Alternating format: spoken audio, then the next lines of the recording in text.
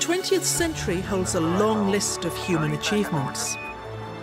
It's one small step for man, one giant leap for mankind. Air and space travel, computers and information technology, successful organ transplantation. And one of our less celebrated achievements is that we are living longer than ever before. The 21st century promises to be the century of the centenarian, as more and more of us achieve lives of 100 years or more. The number of older people globally has trebled over the past 50 years, and by 2020, half of Europe's population will be aged over 50. This shift in global age structure will prove a significant challenge. Why? Because at the same time, rates of childbearing across the globe are falling, and this means fewer young people entering and driving our societies and economies. The age composition of the 21st century will be as never before, with far fewer children and young people and far more in midlife and old age. Add in the effects of increasing urbanisation, migration and climate change, and the implications of this demographic shift are considerable. It will force us to ask fundamental questions.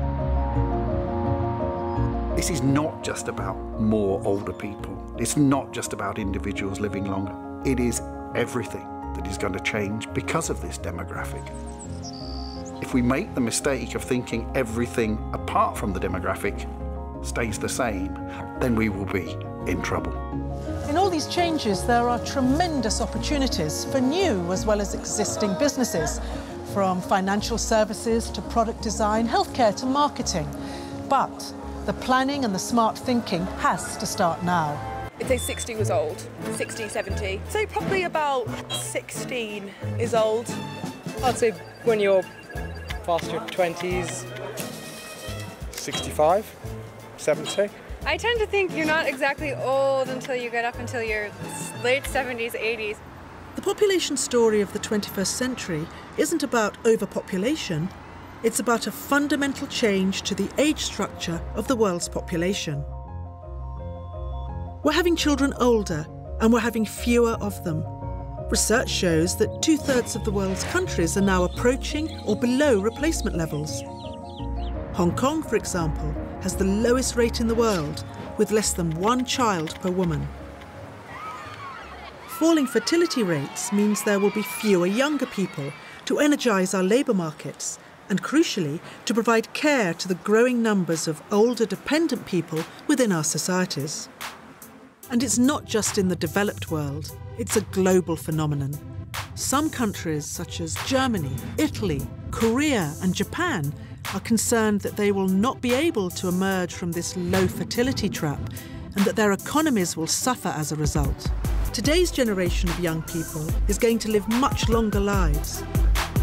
Life expectancy is increasing by 5 hours a day in the UK, 2 years per decade. Some demographers argue that the real life expectancy of European children is over 100, and that 8 million of us currently alive in the UK will live that long. So how would living to 100 make you change your life? I don't know, I could have a job change at 70 or something. I think it would just make me feel less worried.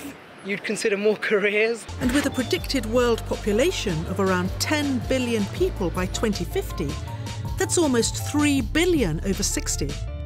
That's more than today's population of North, Central and South America, Africa, Europe and Russia put together. These longer lives have been made possible by our economic development.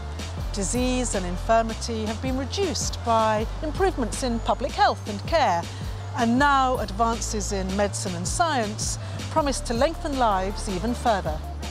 The implications are significant. They will affect all our lives, and many see it as the greatest challenge of our time. Research suggests that 75% of this future population will live in urban centres. It will change the way we build homes, how we work, and the products we invent. The challenge for the built environment is to become more accessible and more inclusive. So we need to think about how we make our cities more habitable for older people And this means new transport systems, new designs of streets, and new housing so that people can remain in their own homes for longer, closer, in an intense network of health and social support. Advances in medicine, understanding the ageing process, stem cell technology and drug therapy will all make us live even longer. There will be new opportunities, new treatments, new technologies and devices. The key question here is whether these lives will be long and healthy. But while there are clearly challenges ahead, there are also opportunities. Opportunities for policymakers and business leaders to understand the issues and develop strategies. There's going to be all kinds of opportunities in terms of business around an ageing society, but we've got to stop looking at it as a burden, a ticking time bomb, a problem for society, and look upon it as the natural evolutionary effects of all of us getting older. This unprecedented shift in global age structures raises numerous other questions. We need new ideas and new solutions. So whether you're an academic or a student, a policymaker or a business leader, you can make a difference.